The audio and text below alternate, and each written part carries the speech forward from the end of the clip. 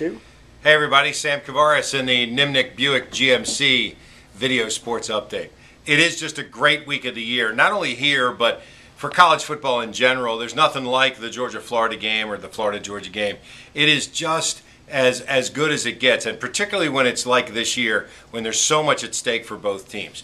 Florida not only could win the SEC East, but keep themselves legitimately in the national championship picture, and obviously undefeated if they can beat Georgia. Georgia, on the other hand, can spoil Florida's undefeated season. They can also be the team that continues to hold their own destiny, because if they win out in the SEC after the Florida game, then they also would be in the SEC East in the championship game on December 1st. So, such an awful lot at stake. Georgia has underperformed, particularly on defense this year. Aaron Murray has not had a big game against a big-time opponent in a long time. In fact, somebody told me he's 0 for against teams that have ever finished in the top 25. Certainly it seems that Florida is going to finish in the top 25. So he'll have to break that streak if Georgia is to win. 3:30 national television. Town continues to kind of really enjoy this game.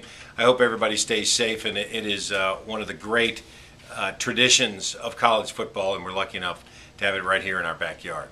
The Jaguars put Daryl Smith on injured reserve on Thursday, but they designated him as that one guy that they can take back after 6 weeks. Smith hasn't played all year long. He's got this groin injury. It must be pretty serious because he's an excellent player, a tough guy. He's never really come out of a game. He's missed 3 games his entire career, and now he's missed 6 already. He'll miss 12 this year. It's possible he can come back after game 12. They'd like to have him on the roster and play some this year to kind of continue to build toward what they hope is more success next year. But right now, Smith is ineligible for the next 6 games.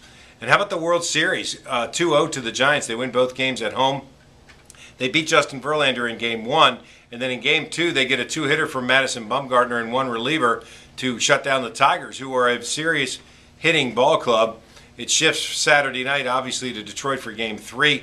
And you got to figure, if Detroit can win Game 3, you're not going to get that same kind of performance from Verlander again in Game 4. He's going to be a very different kind of pitcher. It'll be interesting if they pitch him in Game 4, because you really don't want to go down with your ace sitting on the bench, even though it would be on short rest. So a lot of decisions for both managers, actually. But Jim Leyland's got some thinking to do. Game 3 is Saturday night in Detroit as the series shifts to Comerica Park. I'm Sam Kavaris, and that's the Nimnik GMC Buick Video Sports Update.